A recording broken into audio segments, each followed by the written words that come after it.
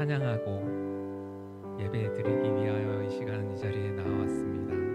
우리의 심령 가운데 주님의 복음으로 충만케 하시고 주님의 영으로 충만케 하셔서 주님께서 우리에게 주신 이 기쁜 소식이 우리 안에 기쁨이 되게 하시고 감사의 고백으로 주님께 드려지는 기쁨의 예배가 될 수 있도록 이 시간 함께하여 주옵소서.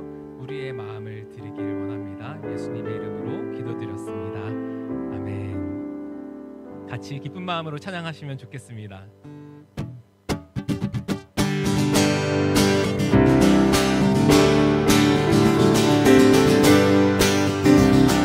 주의 이름 높이며 같이 찬양합시다. 주의 이름 높이며 주를 찬양하나이다. 주를 찬양하나이다. 나를 구하러 오신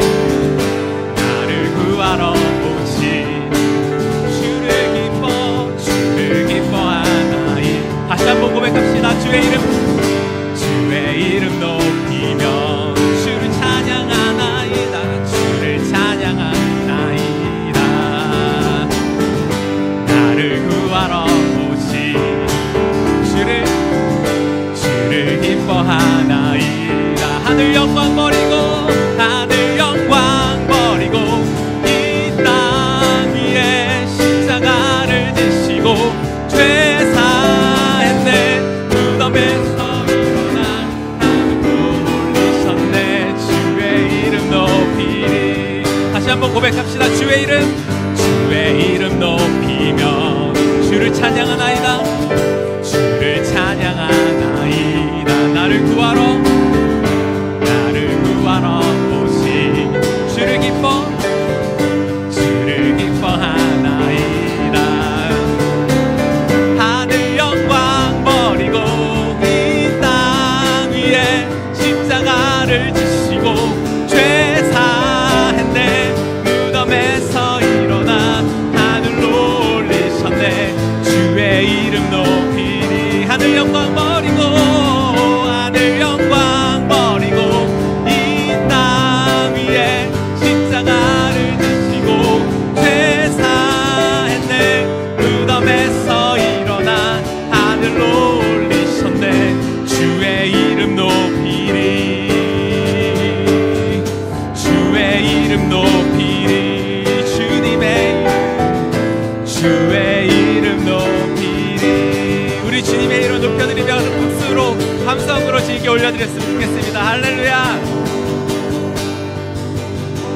내 영혼이 은총 입어 궁한 죄지 벗고 보니 슬픔 많은 이 세상도 천국으로 화도. 내 영혼이 은총 입어 내 영혼이 은총 입어 중한 죄지 벗고 보니 슬픔 많은 이 세상도 천국으로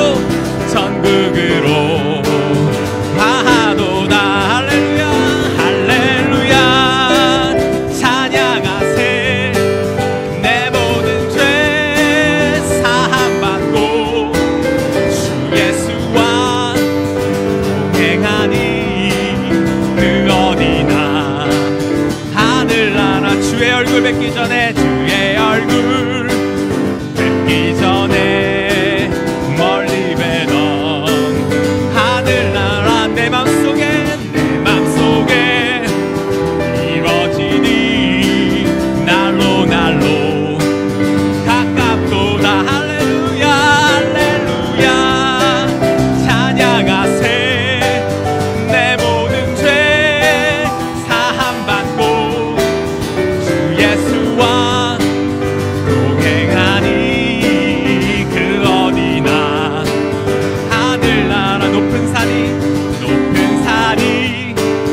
거친 들이 조막이나 궁궐이나 내 주 예수 모신 곳이 그 어디나.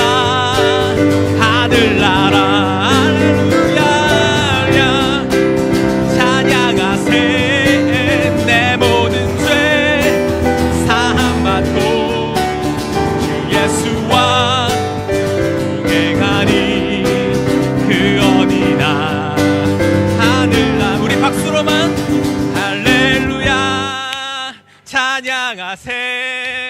내 모든 죄 사함받고 주 예수와 동행하니 그 어디나 하늘나 할렐루야 찬양하세 할렐루야 찬양하세 내 모든 죄 사함받고 주 예수와 동행하니 그 어디나 하늘나라 주 예수와 동행하니 주 예수와 동행하니 그 어디나 하늘나라 우리에게 하늘나라를 허락하신 주님께 감사의 박수 올렸으면 좋겠습니다.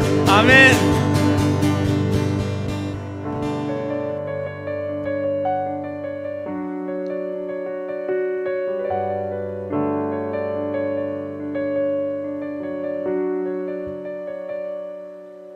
나의 사랑 너는 어여쁘고 참 귀하다 어느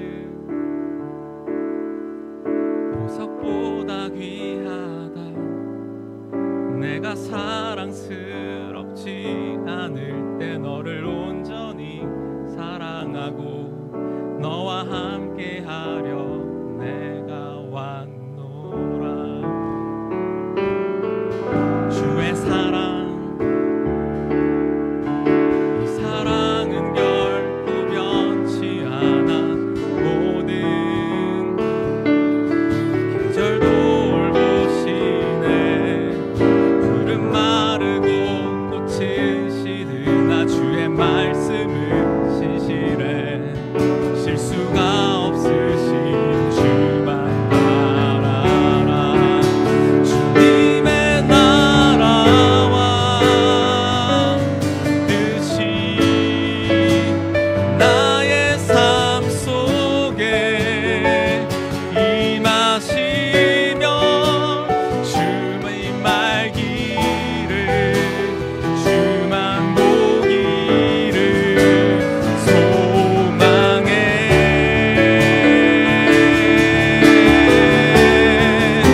거룩히 살아갈 힘과 두려움 없는 믿음 주실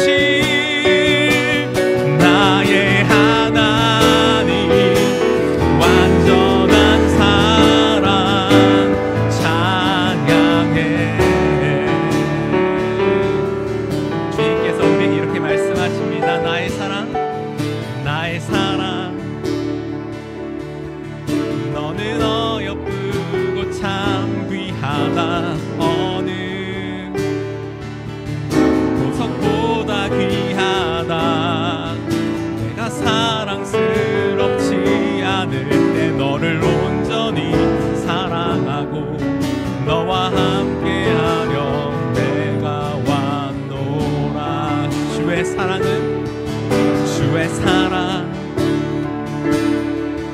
이 사랑은 결코 변치 않아 모든 계절도 올보시네 푸른 마르고 꽃은 시드나 주의 말씀은 신실해 실수가 없으신 주만 바라라 주님의 나라와 뜻이 나의 삶 속에 임하시며 주님 알기를 주만 보기를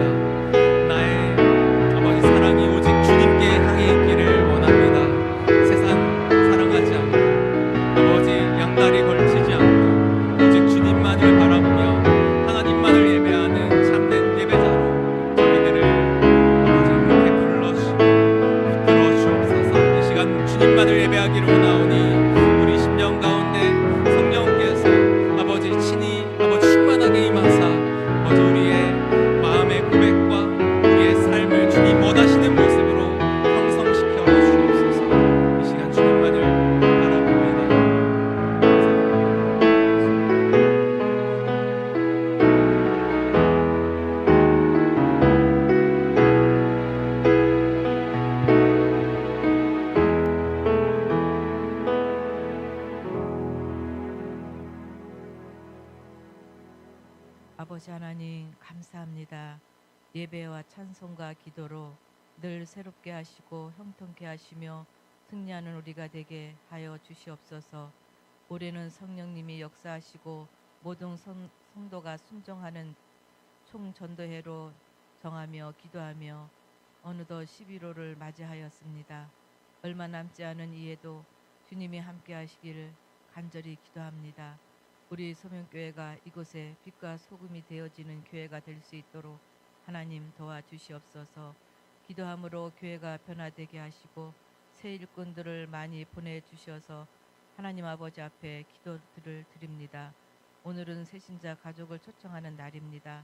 여러 가지 조건 때문에 마음과 발걸음을 쉽게 옮기지 못하는 우리 새신자들 위해 하나님이 함께 하셔서 마음의 문을 열게 하시고 주님을 만나는 시간이 되게 하옵소서.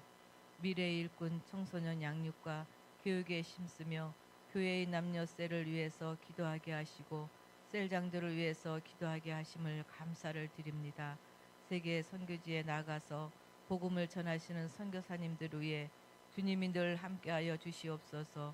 필리핀 항선교사님 가정과 자녀들을 지켜주시고 바나의 수면교회가 땅을 사서 새로 교회가 지어지기를 기도합니다. 이스라엘 선교사님 가정도 지켜주시옵소서. 그곳은 전쟁 중입니다. 주님이 함께하시어 안전하도록 지켜주시옵소서. 우리나라도 전쟁이 일어나지 않도록 늘 깨어서 기도하는 우리가 되게 하옵소서. 나라가 정치적으로 경제적으로 안정되게 하여 주시옵소서. 다음 주는 추수감사절이 다가오고 있습니다. 1년 동안 감사하는 감사절이 되게 하옵소서. 이 시간 단위에 서신 우리 선교사님 위에 귀한 은혜로 축복하시고 진리의 말씀을 전하기에 부족함이 없도록 인도하여 주시옵소서. 우리는 그 말씀으로 일어나여서 또 한 주일간도 승리하는 삶을 살 수 있도록 하나님 도와 주시옵소서. 이 모든 말씀 예수님의 이름으로 기도드리옵나이다. 아멘.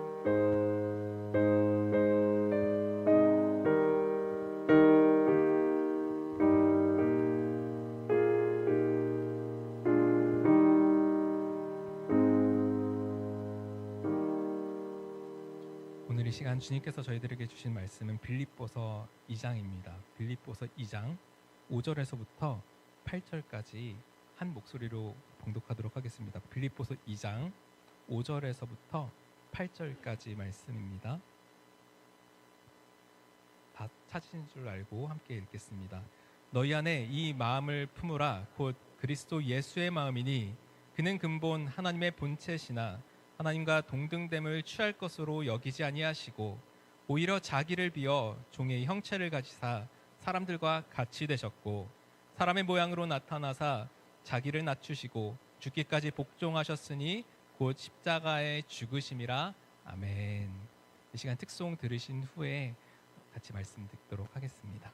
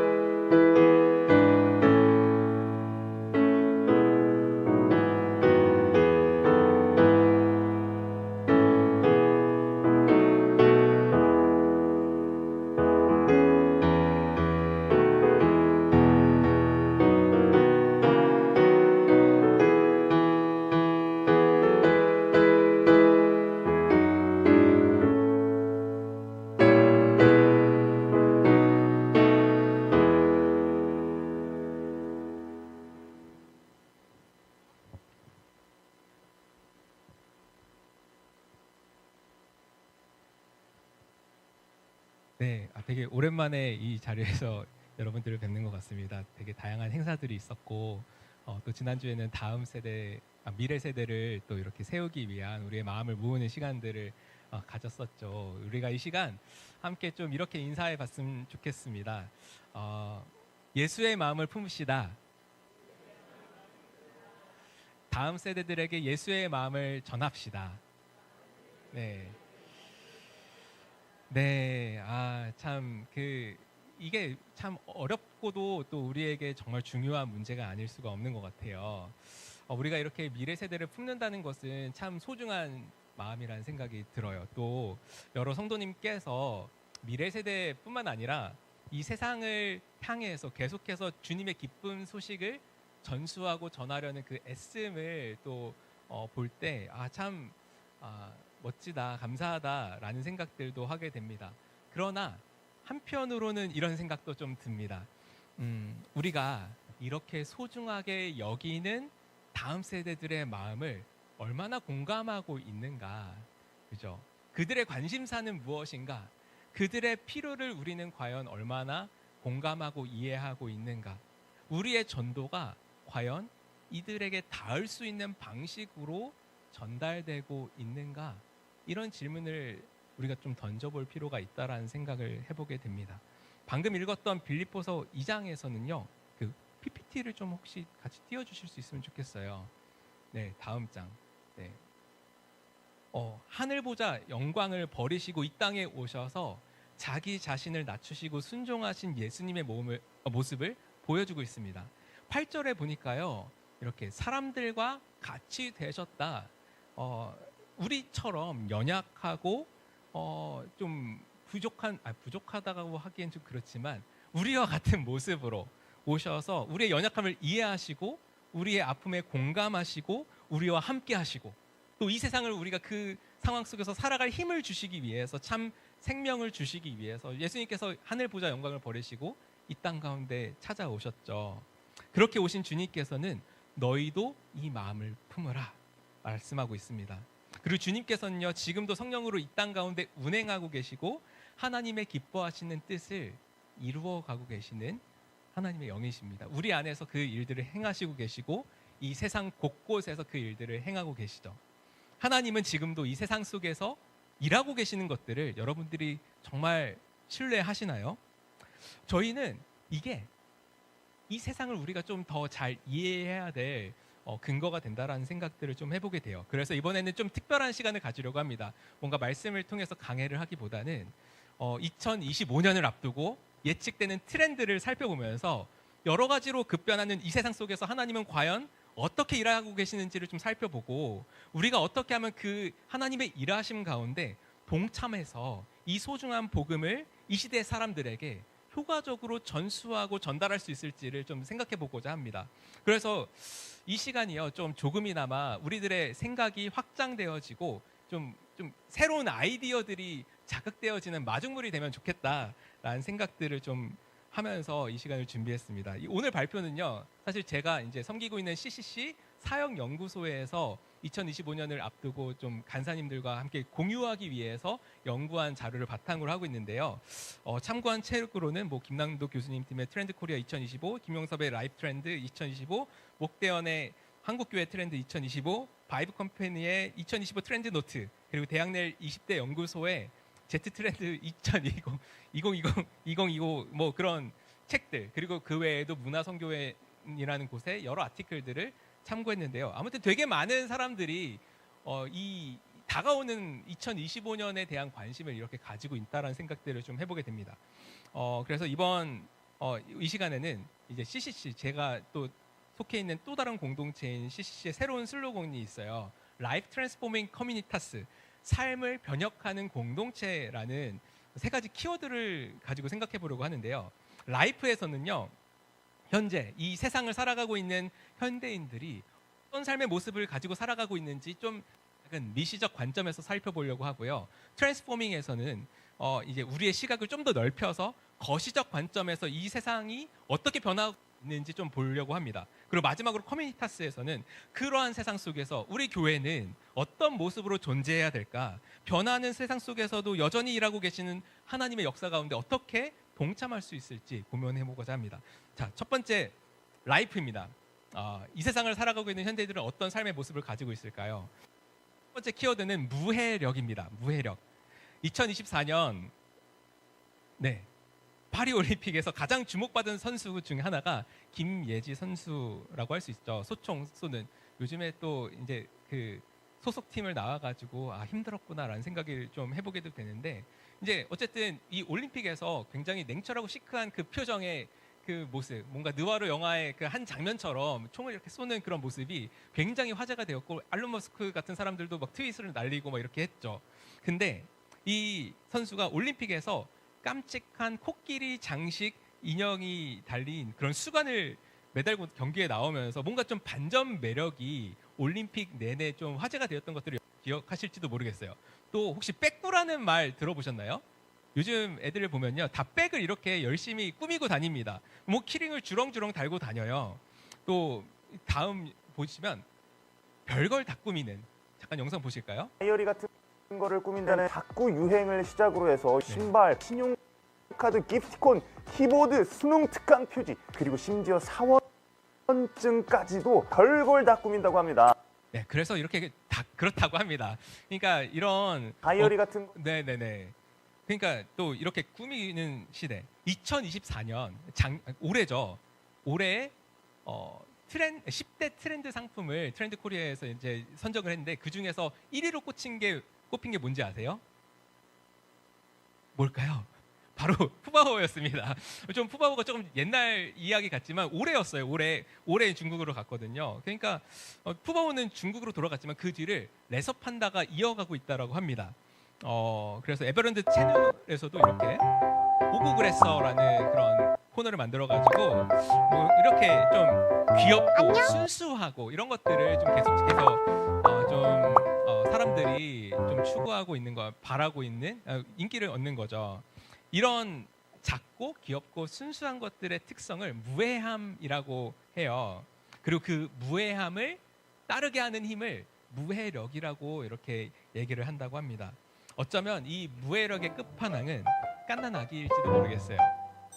작고 귀엽고 순수하고 서툴고, 그래서 그런 아이들 앞에서 우리는 뭔가 무장해제가 되는 거죠. 제 딸인데요. 귀엽죠? 네. 그렇다면은 왜 이런 귀여운 것들이 인기일까? 그거는 아마도 오늘날 세상살이가 너무 힘들기 때문은 아닌가 생각이 되어집니다. 특히 이념, 계층, 또 세대, 성별을 막론하고 정치 사회적으로 갈등이 극심하고, 또 어제보다 오늘이 더 나아질 거라고 기대하기 힘든 일명 우하향 시대, 그 속에서 치열한 경쟁을 살아가고 있는 우리들에게 이 무해함이라는 것이 하나의 심리적 안전지대를 주는 것은 아닐까.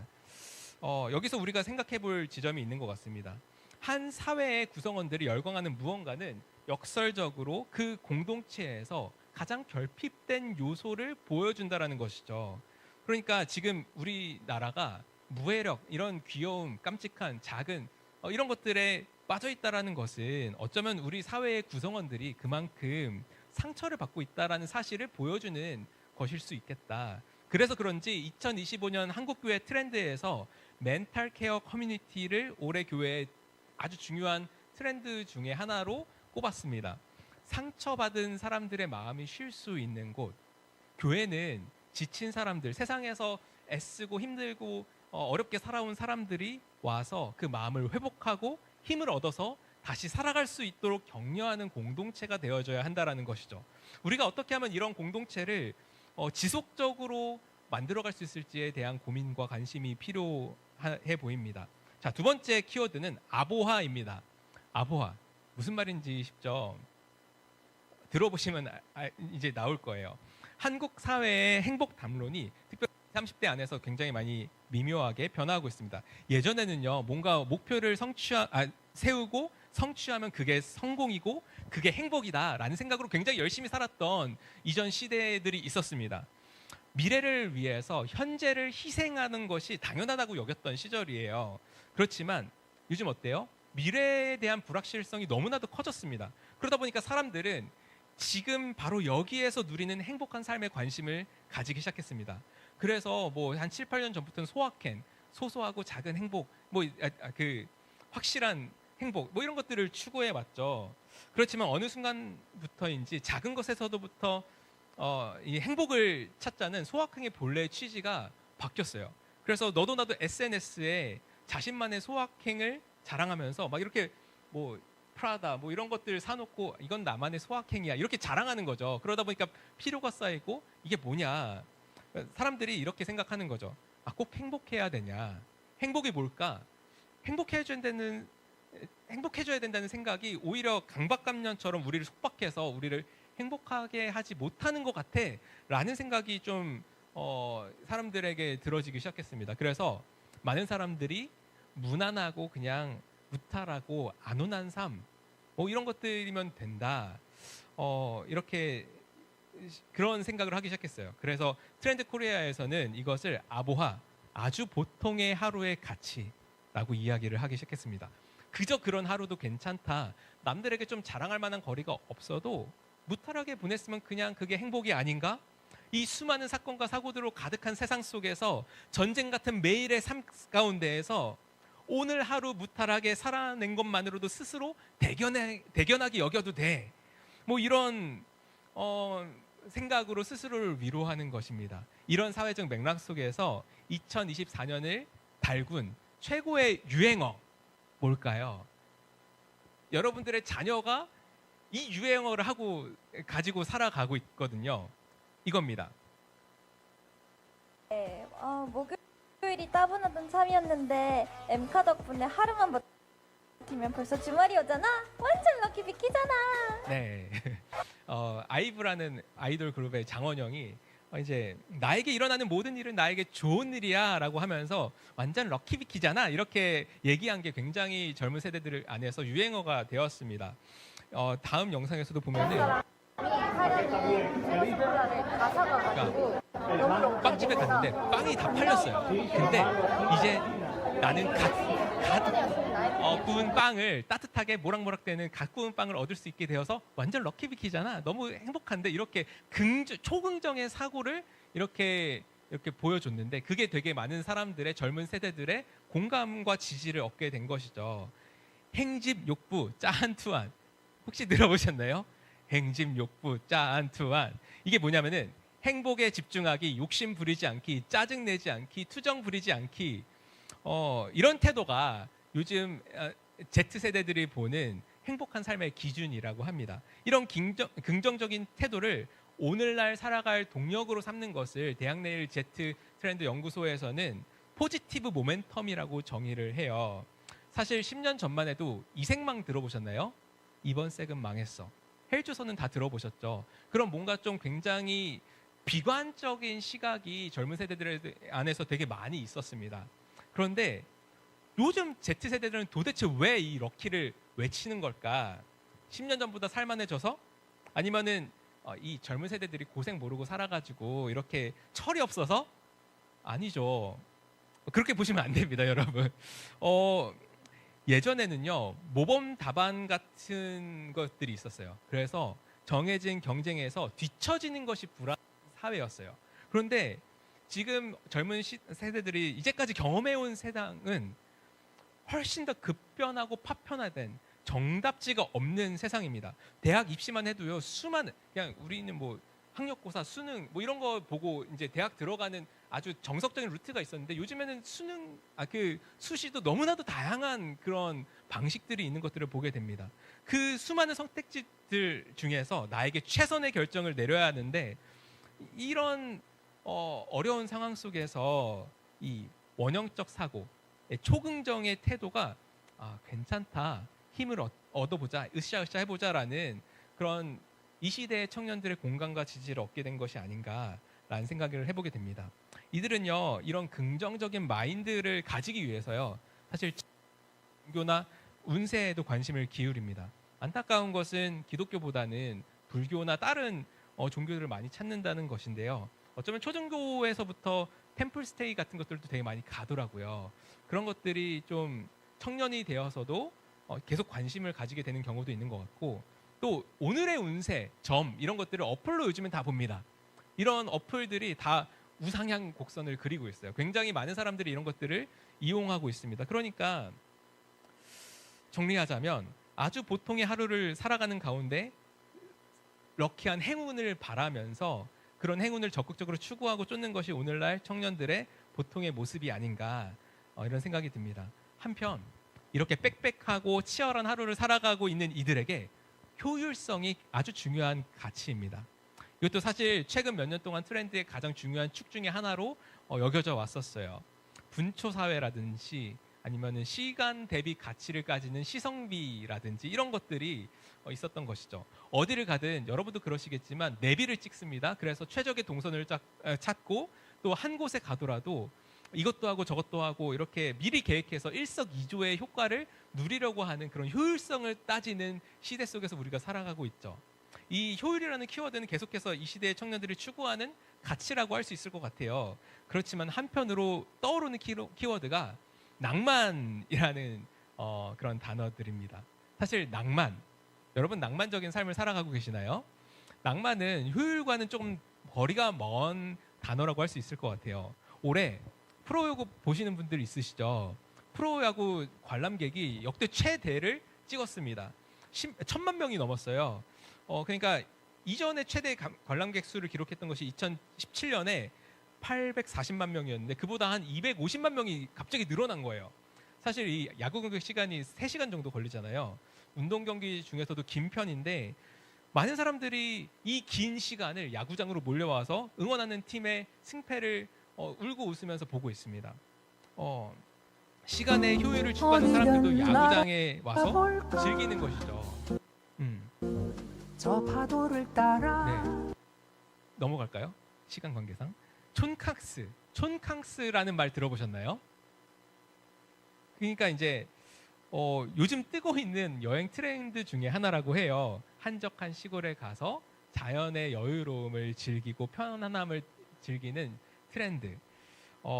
그런 좀 호캉스와는 다른 그런 자연으로 가고 싶은 이 시대에 지친 사람들의 마음을 좀 볼 수가 있는 것 같습니다. 어쩌면은 이게 효율적인 사람이 있고 낭만적인 사람이 따로 분리되어 있는 것이 아니라 여러분 안에도 이 효율성을 따지고자 하면서도 여전히 낭만의 삶, 그런 여유를 즐기고 싶은 그런 마음들이 있을 거예요. 그러니까 좀 우리 안에는 이 치열한 사회를 살아가면서 애쓰지만 안식하고 싶고 샬롬하고 싶은 그런 우리의 마음의 본성이 있다는 것들을 좀 보게 됩니다. 이런 맥락 속에서 다시 파리 올림픽을 생각해 보면 좋겠는데요. 올림픽 당시에 SNS 소식들을 보면은 경기의 승패를 떠나서 그 이면에 있는 서사, 이야기에 주목하는 경우가 굉장히 많이 있었습니다. 예를 들어 올란 하를란이라는 우크라이나 펜싱 선수가 있었어요. 사실 우리 한국 대표팀과 붙어가지고 좀 뼈저린 패배를 2번이나 안겨준 그런 선수였는데요. 우리나라 네티즌들이 이 사람의 이야기를 들었어요.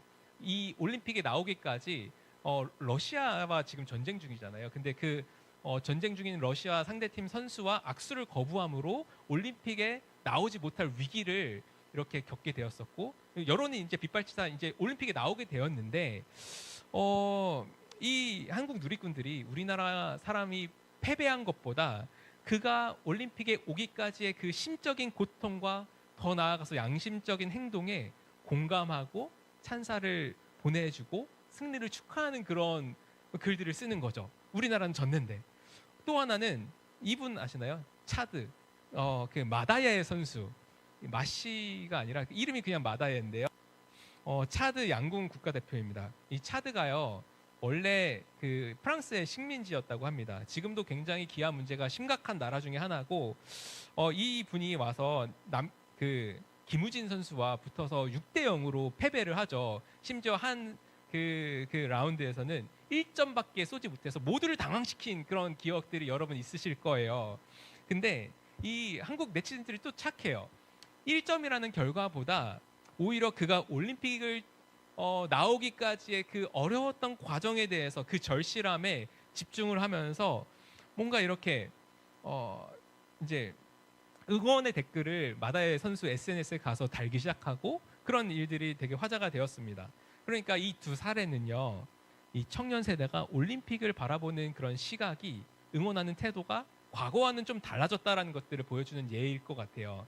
그러니까 요즘 그 청년들은 현상 또 결과 자체만을 바라보기보다 그 이면에 있는 서사를 상상하고 공감할 줄 아는 사람들이라는 것이죠. 이런 세상을 살아가고 있는 사람들에게 하나님 나라의 복음은 어떤 이야기를 건네고 있을까요? 어떤 면에서 아보와 무해력과 같은 모습은 우리 현실에서 마주하는 문제를 직면하기보다는 좀 회피하는 태도라고 할 수 있을 것 같아요. 뭔가 귀여운 것들을 찾고 이제 그런 거죠. 그냥 보통의 하루도 괜찮다고 스스로 안위하고. 그런데 물론 이런 것도 필요합니다. 긍정적인 마인드를 가지고 평범한 일상에 대한 감사를 찾는 것도 매우 권장할 만한 삶의 태도라고 볼 수가 있습니다. 앙증맞고 그 귀여운 강아지나 고양이 이런 것들을 찾아보시는 분들 계시죠. 그럴 만하다고 생각이 들어집니다. 그렇지만 성경에서 말하는 복음은요, 여기에서 한 걸음 더 나아간다라고 생각을 해요. 예수 그리스도의 복음은요, 우리에게 이 세상을 새롭게 바라보는 새로운 해석학적 틀을 제공합니다. 다시 말해서 이 세상의 문제를 바라보는 전혀 다른 새로운 시각, 새로운 눈을 얻게 되는 것이죠. 이것을 우리는 세계관이라고도 할 수 있을 거예요. 우리는 성경을 통해서 우리가 살아가는 세상이 얼마나 왜 이렇게 망가졌는지, 그리고 하나님께서 이 깨어진 세상을 회복하시기 위해서 어떤 일을 행하셨고 행하시고 계시고 행하실지를 깨닫게 됩니다. 그리고 그러한 새로운 눈을 가지고 나를 바라보고 이 세상을 바라보고 역사를 바라보고 그렇게 세상을 바라보면서 이 세상의 이야기에서는 발견할 수 없었던 새로운 소망을 가지게 되는 것이죠. 이러한 새로운 시각으로 우리의 평범하고 그저 그런 하루를 바라볼 때 어떤 일이 벌어질까? 아까 아보하, 아주 보통의 하루를 이야기했습니다. 근데 그 아주 보통의 하루가 하나님의 임재 안에서 아주 보석 같은 하루로 바뀔 수 있지 않을까요? 아주 평범한 일상 속에서 우리와 여전히 함께 하시는 하나님의 그 임재를 우리가 감각할 수만 있다면 우리의 피곤하고 지치고 반복적이고 지루하고 평범한 일상들이 반짝반짝 빛나는 순간들이 될 수도 있는 것이죠. 하나님께서는요, 그러한 우리들의 삶을 껴안으시기 위해서 하늘 보좌 영광을 버리시고 이 땅 가운데로 찾아오셨습니다. 우리의 삶의 모든 순간은 예수님께서 구원하시고 구속하신 그런 삶이라는 것이죠. 우리의 삶의 모든 순간 1분 1초가 다 그분의 것인 거예요. 얼마나 낭만적이고 아름답고 감동적인 이야기인가요? 우리에게 이 놀라운 이야기가 그렇다면 얼마나 생생하게 전달되어지고 있는가, 그리고 그 이야기들이 우리의 매일의 평범한 일상 속에 얼마나 스며들어 있고 우리의 삶을 얼마나 새롭게 하고 있는가. T.C. 해리스 워런이라는 사람이 이렇게 오늘이라는 예배라는 책에서 이렇게 얘기합니다. 교리, 신학, 교회론, 그리스도론과 같은 거대하고 모든 것을 아우르는 진리를 평범한 하루에 결여되고 문지르는 법을 우리는 배워야 한다. 그리스도 안에서 평범한 하루를 어떻게 보내는가가 결국 그리스도인으로서 살아가는 것이다 라고 얘기를 해요. 저는요, 아까도 찬양했잖아요. 주 예수가 모신 곳이 그 어디나 하늘나라. 우리 안에 뭔가 이 복음을 죽어서 천국 가는 티켓 정도로 축소해서 생각하고 있는 경향성이 알게 모르게 있을 수 있다. 그렇지만 지금 오늘 여기에서 이미 임한 하나님 나라를 누리게 하는 놀라운 능력을 이 복음이 가지고 있다라는 것이죠. 더 나아가서 우리는 예수님께서 마침내 이 땅에 다시 오셔서 완성하실 그 하나님 나라를 바라보면서 이 불합리하고 부조리하고 슬픔 많은 세상을 견디고 인내할 소망을 얻게 된 것이죠. 우리가 살아가는 이 다음 세대들, 미래 세대들이 이러한 새로운 눈을 가지고 세상을 바라볼 수 있게 된다면, 그리고 그 세상을 바라보고 이 새로운 해석학적 틀을 가지고 자신을 바라보고, 그래서 단순히 어려움을 회피하는 것에서 그치는 것이 아니라 당당히 직면하고 믿음으로 새로 바꾸면서 도전하는 멋진 주님의 제자들이 될 수 있다면 이 땅에 소망이 있지 않을까요? 우리 소명교회 공동체가요, 이 총체적 복음의 능력과 그 풍성함을 좀 더 선명하게, 더욱더 풍성하게 우리의 삶으로, 우리 입술로 고백하고 선포하고 보여줄 수 있으면 얼마나 좋을까, 이런 기도를 해봅니다. 자, 지금까지는요, 미시적 관점에서 살펴본 요즘 사람들의 삶의 모습에 대해서 살펴보았습니다. 좀 재미가 있으신지 모르겠어요. 이제는 조금 더 거시적 측면에서 한국 사회가 마주하고 있는 변화를 잠시 조명해 보고자 하는데요. 최근 몇 년 동안 가장 부각되고 있는 것은 아무래도 AI 이런 기술이 아닐까 생각이 들어요. 2024년에 10대 트렌드 상품 중에서 푸바오에 이어서 2위를 차지한 게 이 AI 스마트폰이었습니다.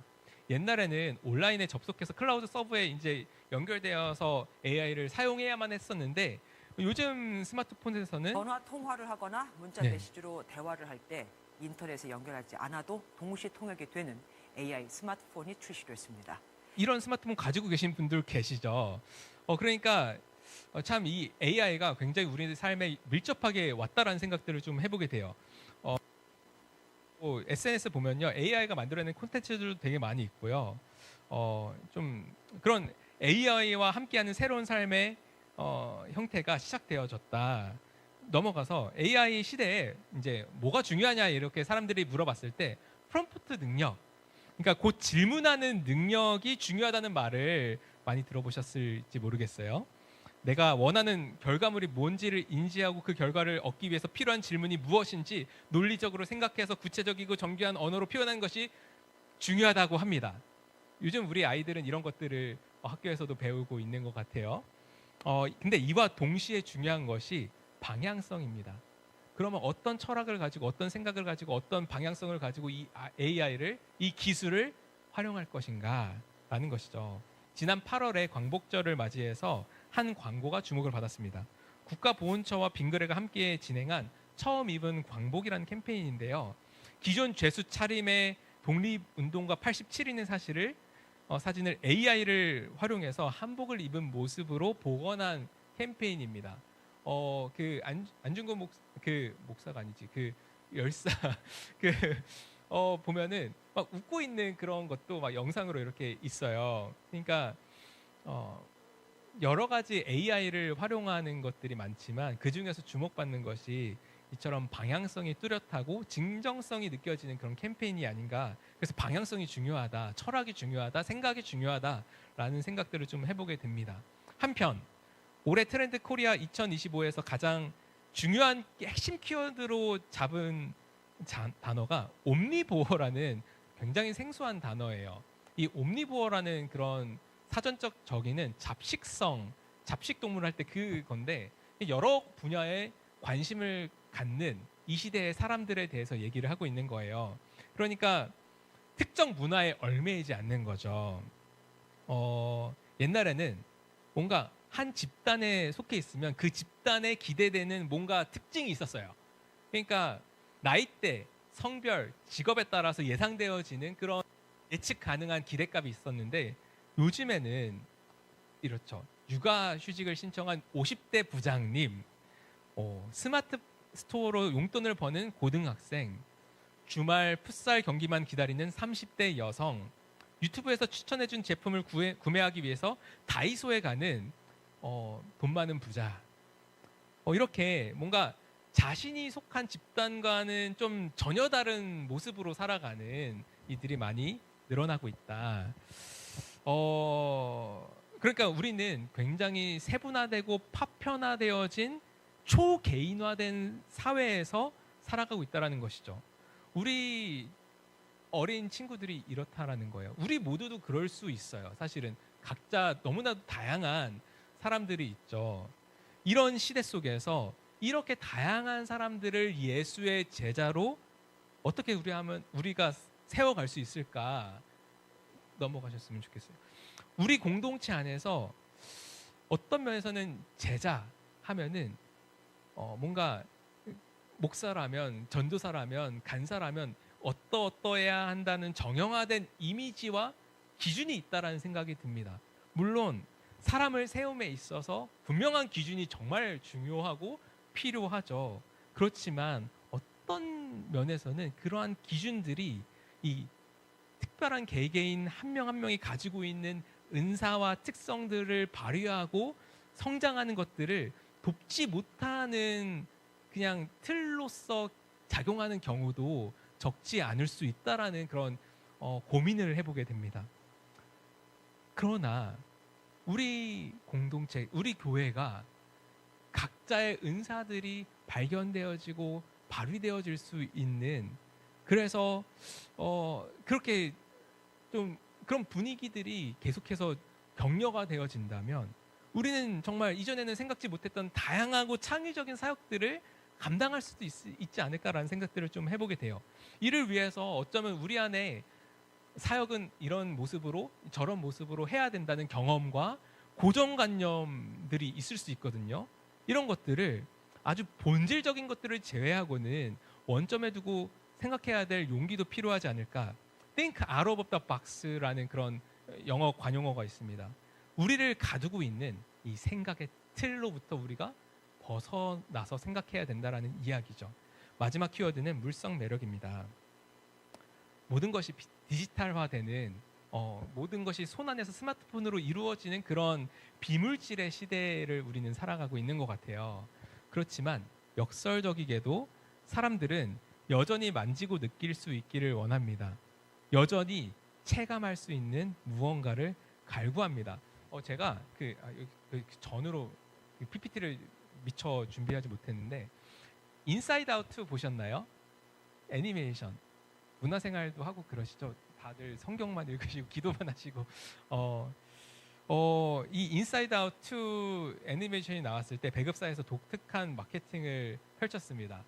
그 여의도에 있는 더 현대에서 그런 팝업 스토리를 열어가지고 관람객들이 영화 속 다양한 장면들을 담아낸 공간들을 돌아다니고 만져보고 체험하게 하면서 뭔가 애니메이션 안으로 들어가는 듯한 그런 몰입감을 줄 수 있는 그런 것들이 있었는데 굉장히 성황리에 많은 사람들이 몰려가서 봤다고 해요. 이처럼 손에 잡히는 요소를 물성이라고 할 수가 있습니다. 손에 잡히지 않는 추상적인 것들을 오감을 사용해서 감각할 수 있도록 소비자들이 인지적, 정식적, 행동적으로 경험할 수 있게 하는 작업을 물성 매력이라고 할 수 있겠는데요. 이 키워드를 보면서요, 저는 이런 생각을 좀 해보게 됐어요. 보이지 않는 하나님을 우리는 어떻게 하면 보여줄 수 있을까? 이게 되게 중요한 질문이라는 생각이 듭니다. 이 질문을 던지면서요, 예수님께서 이 땅에 오신 성육식 사건이야말로 물성 매력의 진수라는 생각이 들었습니다. 다음 PPT입니다. 요한복음 1장 11절에 보면은 보이지 않는 하나님께서 육신이 되어서 우리 가운데 오심으로 우리는 하나님의 충만한 영광을 우리 눈으로 그리스도 안에서 볼 수 있게 되었습니다. 그리고 예수님께서는 아버지께서 나를 보내신 것 같이 나도 너희를 보내노라 이렇게 말씀하시죠. 그럼 우리는 아까 생각해봤던 것처럼 빌립보서 2장의 말씀처럼 하늘 영광 버리시고 겸손함과 온유함으로 이 땅에 오신 예수님과 같이 이 물성 매력, 보고 만지고 경험할 수 있는 방식으로 이 세상에 나아가서 예수님을 증언해야 한다라는 것입니다. 지난 9월에 송도에서 로잔 대회가 4차 대회가 열렸습니다. 이 굉장히 중요한 기독교적으로 중요한 대회였어요. 근데 주제가 교회여 함께 그리스도를 선포하고 나타내자. Let the church declare and display Christ together. 그러니까 선포하고 declare하고 보여주자. 디스플레이하는 이 두 가지가 중요하다라는 것입니다. 복음을 입술로 선포하는 것과 동시에 그 복음을 사람들이 경험하고 볼 수 있도록 우리들의 삶에서 담아내지 못한다면 우리가 선포하는 이 복음의 소중한 진정성이 사람들에게 과연 잘 전달될 수 있을까? 이런 고민들이 우리의 교회 안에 있는 것이죠. 그러므로 우리는 우리가 속한 직장, 가정, 또 우리의 이웃들에게 다가가서 어떻게 하면 이 복음을 보여줄 수 있을지 고민해야 합니다. 자, 지금까지 2025년을 앞두고 예측되는 여러 가지 트렌드들을 살펴봤어요. 잠시 정리해 보고 싶은데요. 미시적 관점의 마이크로 트렌드로는 갈등으로 가득한 세상 속에서 마음의 위안을 주는 작고 귀여운 존재에 끌리는 무해력, 그리고 그저 그런 하루, 아주 보통의 하루도 괜찮다고 오늘을 무사히 살아낸 것만으로도 대견하다고 격려하는 아보하, 더 나아가서 안 좋은 상황이 닥쳐와도 럭키비키를 외치는 초긍정의 포지티브 모멘텀, 바쁘게 살아가는 세상 속에서 효율을 추구하면서도 잠시 멈추어 하늘을 바라보는 낭만, 승패보다 그 속에 담긴 서사에 주목하며 공감하는 청년 세대 등이 있었죠. 거시적 관점의 메가 트렌드로는 이미 시작된 AI와 함께하는 새 생활의 시작, 고정관념을 부시고 나와서 나만의 취향을 따라 살아가고 있는 옴니보어, 모든 것이 비물질화되는 세상 속에서 여전히 눈으로 보고 느끼고 만지기를 원하는 물성 매력 등이 있었습니다. 이렇게 끊임없이 변화하는 세상 속에서, 그리고 전혀 다른 가치와 문화들이 충돌하는 세상 속에서 우리는 복음을 전합니다. 우리는 이 예수 그리스도의 복음이 2000년 전이나 지금이나 변하지 않는 진리고 선포합니다. 지금 트렌드들을 살펴봤잖아요. 이 예배 시간에 트렌드를 살펴봤단 말이에요. 왜 이 소중한 시간에 이것들을 우리가 같이 보아야 할까? 그것은 세상의 가치와 논리에 편승해서 그것을 단순히 잘 이용하기 위해서만은 아니라는 생각이 들어요. 그것은 이 변화하는 세상 속에서 하나님이 어떻게 일하고 계신지를 살펴보기 위함입니다. 그리고 그 하나님의 일하심 가운데 동참하기 위함입니다. 이 시대 사람들의 내면의 갈급함은 무엇이고 그 갈급함을 어떻게 채우려고 하고 있는가? 하나님의 복음은 이들에게 어떤 이야기를 건네고 있는가? 그리고 그 복음을 믿는 우리는 어떤 나의 이야기를 가지고 이 사람들에게, 이 이웃들에게 증언할 수 있을까? 복음이 진정으로 우리의 삶을 변혁하는 능력을 가지고 있다면, 그 복음이 우리의 삶과 나의 개인의 삶과 나의 가정과 우리 교회 공동체를 형성해 간다면 우리는 어떤 모습으로 자라가게 될 것인가? 우리는 어떻게 하면 더 선명하고 분명하게 이 복음을 선포하고 보여줄 수 있을 것인가? 우리에게는 이런 거룩한 상상력이 필요합니다. 이런 질문들을 계속 던져야 돼요. 계속해서 이런 질문들을 던지면서 끊임없이 고민하고 몸부림쳐야 합니다. 하나님께서 한국교회에 주신 정말 너무나도 소중한 유산들이 있습니다. 그리고 세월이 지나도 변치 않는 그런 본질적인 가치들이 담겨 있습니다. 그러나 우리가 기억해야 될 것은 이 본질을 담아내기 위해 우리가 만들어낸 그릇들도 있다라는 거예요. 목사님께서 그 교단에서 계속 뭔가 바뀌었음을 이렇게 이야기하고 계신 것들은 본질이 아니라 본질을 담아내기 위한 그릇을 이 시대에 막 고민하는 그런 하나의 열매라고 생각이 들어집니다. 우리에게 이런 무엇이 본질이고 무엇이 비본질인지 분별할 수 있는 지혜가 정말 필요하지 않을까요?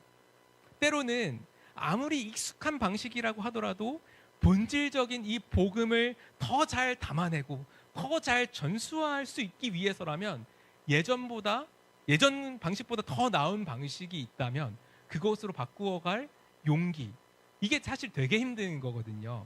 뭔가 익숙한 것을 떠나는 것입니다.